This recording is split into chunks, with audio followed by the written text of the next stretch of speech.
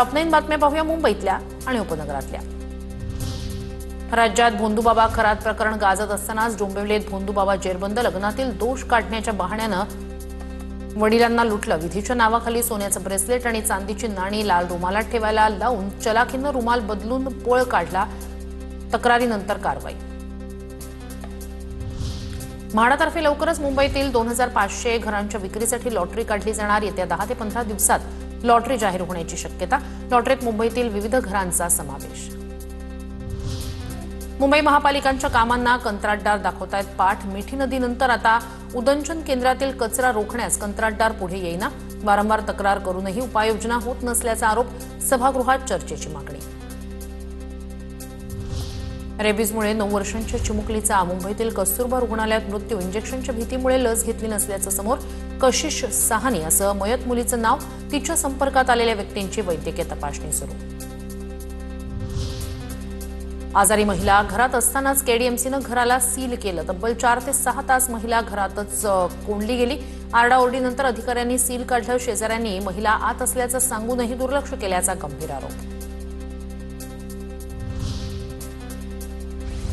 Gas टंचाईमुळे star हॉटेल्सच्या पार्किंगमध्ये चुली पेटल्या। मात्र धुरानं कर्मचारी आजारी। डोंबिवलीतील हॉटेल व्यावसायिकांवर हॉटेलला टाळं लावण्याची वेळ।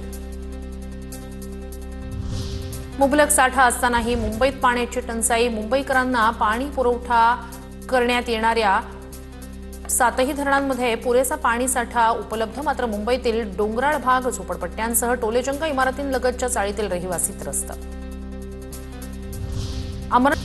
पतीच्या कथित विवाहबाह्य संबंधाच्या वादातून पत्नीचा घटस्फोटासाठी अर्ज केल्याच्या रागातून पतीनं पत्नीचे आक्षेपार्ह फोटो इंस्टाग्रामवर प्रसिद्ध केले। 31 वर्षीय रेल्वे इंजिनियरवर दिंडोशी पोलिसात गुन्हा दाखल।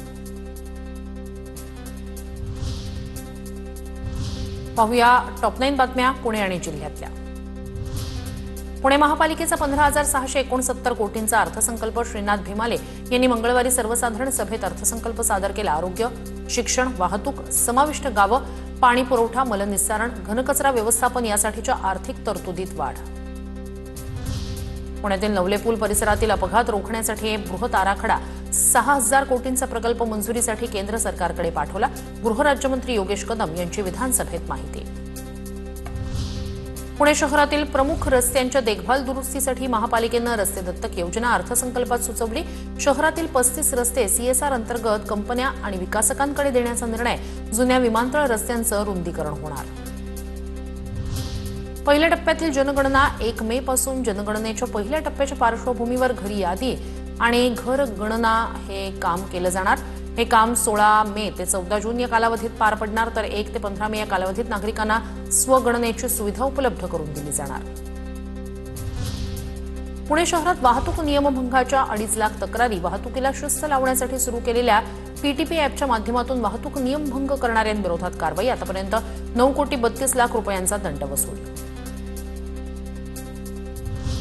राज्यातील ग्रामपंचायतींवर नियुक्त करण्यात आलेल्या प्रशासकांना ग्रामपंचायतीतील आर्थिक निर्णय घेण्यास मनाई। मुंबई उच्च न्यायालयाचे आदेश। सुमारे 14,000 ग्रामपंचायतींना झळा। पुणे शहर आणि परिसरात गेल्या काही दिवसांपासून कमाल आणि किमान तापमानात वाढ। पुण्याच्या मध्यवर्ती भागात 37 अंश सेल्सिअस तर उपनगरात 38 अंश सेल्सिअस तापमानाची नोंद। पुण्यात क्षयरोग तपासणीसाठी मोहीम सुरू। एकूण 11,091 जोखीमग्रस्त गावं आणि शहरी वॉर्डांमध्ये विशेष तपासणी। भारत सरकारतर्फे टीबी मुक्त भारत अभियान ही 100 दिवसांची मोहीम सुरू। पुण्यात कूपनलिकेमुळे मेट्रो मार्गिकेत पाणी गळती झाल्याचा प्रकार। खडक पोलिसांकडून घर मालकासह ठेकेदाराविरोधात गुन्हा दाखल। स्वारगेट पिंपरी भूमिगत मेट्रो मार्गिकेवरील प्रकार।